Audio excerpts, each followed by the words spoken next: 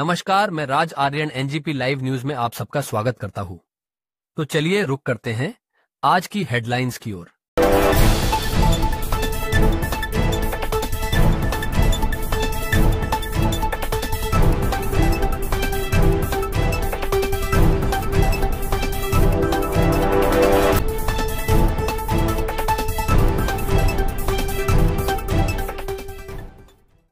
महाकुंभ प्रयाग योग नागपुर वासियों के लिए सही मायने में प्रयागराज योग साबित हुआ है।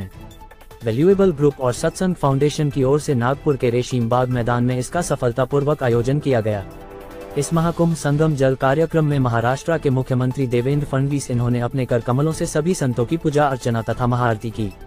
इस अवसर पर आयोजकों ने सभी नागपुर वासियों के आभार माने।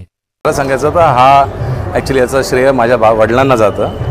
माझ्या वडिलांना खूप असं सारखं वाटत होतं की प्रयागराजला इतके करोडो लोक जातात आहेत, पण त्याच्यापेक्षा जास्ती लोकांना जाता येत नाही आहे। आणि आपण काय करावं की ज्यांनी आपण हे पाणी त्या लोकांपर्यंत पोहोचवू शकतो, ही त्यांची भावना होती।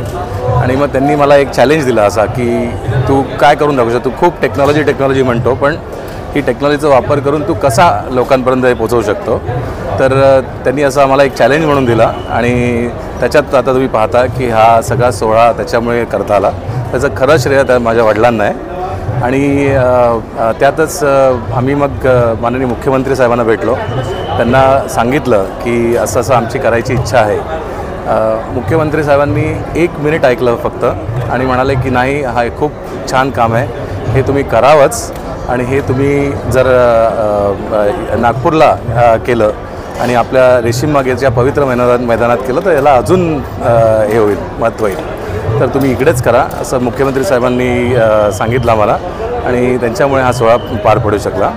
आम्ही अगदी कॅननी पाणी आणलं आहे याच्यातनं, महाकुंभ संगम ज्याला म्हणतो आपण, ते आणलेलं आहे। आणि मला असं वाटतं की नागपूरकर खूप छान याचा लाभ घेतात आहेत। मला बऱ्याच लोकांनी थांबून मला म्हटलं की अहो तुमच्यामुळे आम्हाला हे मिळत आहेत। आम्ही म्हटलं आमच्यामुळे काही नाही, इथे आपले 7 संत आले आहेत आणि त्या 7 संतांच्या मूळ पादुका आहेत। जेव्हा हे आपले संत आहेत आपल्याबरोबर, तेव्हा काय वाईट कसं होऊ शकतं, असं आणि या अनुषंगाने आम्ही हा कार्यक्रम केलेला आहे। ॲक्च्युली खरं सांगायचं तर हा पूर्ण सोहळा शेवटच्या 10 दिवसातच पूर्ण एकत्र आलेला आहे। याच्यात खूप लोकांचा सहयोग लागलेला आहे आणि खूप लोकांनी याच्यात मदत केलेली आहे।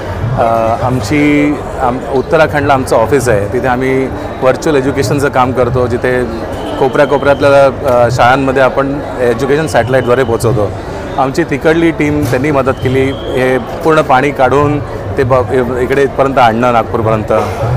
नागपुरात बऱ्याच मित्रांचं आणि बऱ्याच मंडळींचं सहभाग्य झालं।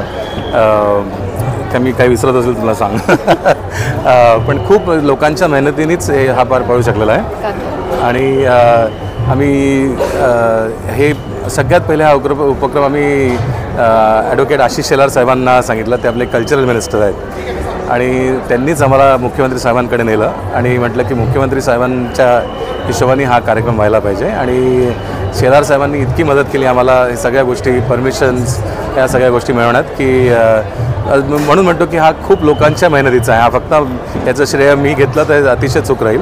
हे सगळ्यांचं फक्त आमचा विचार असा होता की टेक्नॉलॉजीचा वापर करून सगळ्यात जास्तीत जास्त लोकांना याचा उपयोग व्हायला पाहिजे। तो ये थी अब तक की प्रमुख खबरें। आप हमारे साथ ऐसे ही बने रहिए। हमारे YouTube चैनल को लाइक, शेयर तथा सब्सक्राइब अवश्य करें।